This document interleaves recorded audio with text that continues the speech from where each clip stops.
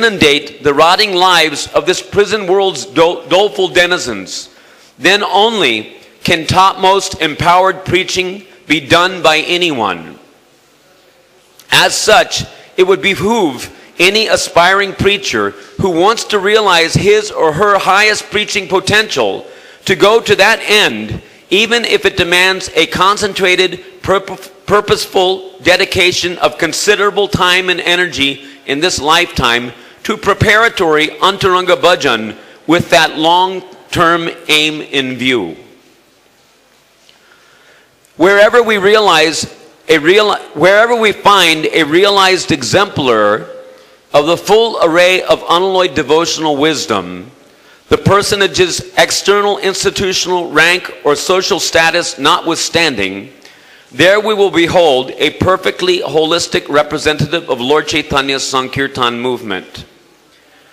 Perceptive, truth-seeking people yearning for genuine spiritual substance are not impressed by any level of histrionic, institutional upadi-reinforced, razzle-dazzle sermonizing. It may be argued that, well, we on various levels are all representing the movement in the making. Movement in the making means to progressively move the bungling bhaktas from the position of unaccomplishment to the position of accomplishment, from imperfection to perfection, from impurity to purity. The idea is that the movement is like a hospital, gradually moving everyone toward the healthy, pure devotional ideal. Not that one should idealistically expect everyone in the hospital to be perfectly healthy and pure. That's all right. We shouldn't unjustly cast aspersions upon the sincere patients, sadhakas, though they, with all their frailties, have yet to be fully disinfected. The point, though, is that the doctors should be healthy and pure. The movement's acharyas, leaders, coming in the acharya parampara, should be pure and self-realized. It is not that there shall be no subsequent generations of acharyas. All the disciples are instructed to come up to the decontaminated, liberated standard of acharya. The offenseless Shuddhanam Bhajan Sankirtan Anandi, practically manifesting the pure attributes of an acharya, who clearly ascertains, follows, and from the realized position propagates the scriptural conclusions as per the decisions of the previous acharyas, is to be considered a truly viable link in the Sampradaya's disciplic succession. There really can be no feasible makeshift or stopgap blind Uncle Vicar.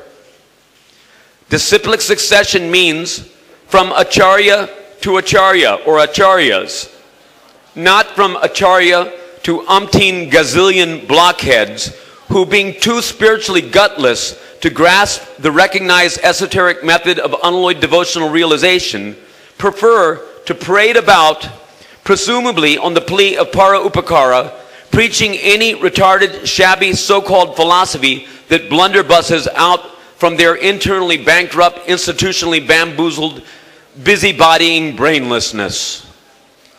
Just as the series of crystal clear lenses of a telescope brings a distant image within the purview of our eyes, in the same way, a Sampradaya's transcendental heritage is brought into the scope of our understanding through a transparent medium, a chain of pure and spiritually potent representatives of the Acharya Parampara. Dusty, foggy, flawed, warped, or impotent lenses will not do. A chain of lenses is as clear and reliable as its faultiest lens. To act as transparent medium means to allow others to clearly perceive the distending radiance of the Bhagavad Siddhanta by purely exemplifying the perfect application of the principles of Bhagavad Dharma as per Sambandha Abhideya Prayojan Vichar on the basis of scriptural evidence and personal attainment. Acharya in the Gaudiya line really means one who is fully Krishna conscious, who purely teaches the path of unalloyed devotional conduct, both external and internal, by personally imbibing and practically demonstrating the unalloyed, unconditional, loving, devotional ideals of the Brajbasis. Whether a Nitya Siddha avatar appears in this world as an Acharya, or a Sadhan Siddha, having attained perfection in a previous life, is reborn by the will of the Lord to act as Acharya in the service of the Sampradaya, or one or more individuals in the present life gain the spiritual fitness to exemplify the principles of Braja Prema Dharma for the benefit of others, the role of Sampradayak Acharya is not a matter of institutional rubber stamping. There's no question of institutional rubber stamping. The rubber stamping of gurus is in fact quite against the principles of Sampradaya. It indicates neither purity nor high caliber Krishna consciousness. There actually has to be purity. And where there is purity coupled with realized Siddhanta-based Ragmaya, unalloyed devotional expression, rubber stamping or no rubber stamping, there we may hope to see the actual current of the Sampradaya. No amount of institutional legislation has ever in the past ensured that the budding disciples will not get any other than Sadguru.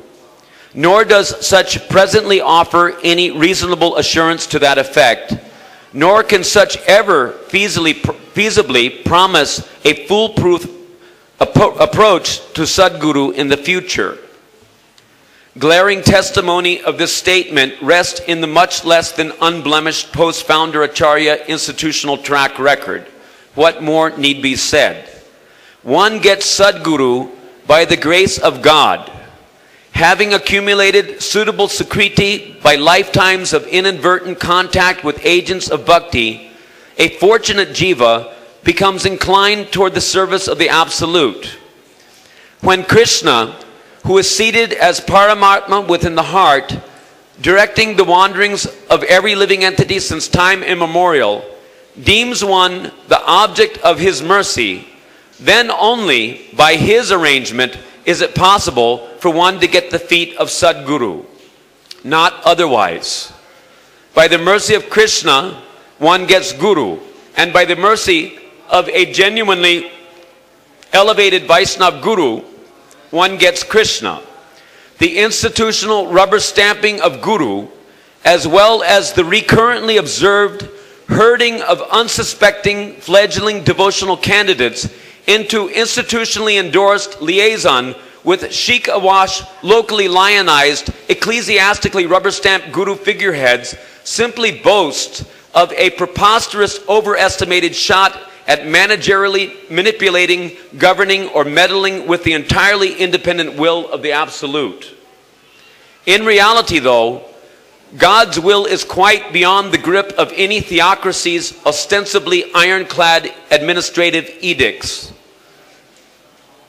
Those who are God-sanctioned to get the feet of Sadguru will definitely succeed by dint of Providence's inscrutable transcendental system, even without the aid of materially concocted religio-legislative contrivances.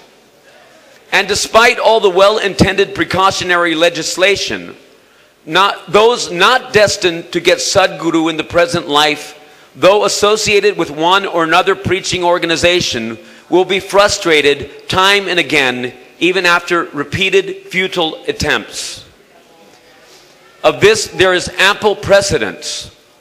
The shining example of devotees authentically empowered by Krishna Shakti to undeviatingly represent the teachings of the predecessor acharyas will itself suffice to satisfy all institutional requirements. Aspiring Sampradayic adherents need only be siddhantically edified and alerted as to the standard Shastric criteria for ascertaining the fitness of Guru. That much institutional governance is legitimate.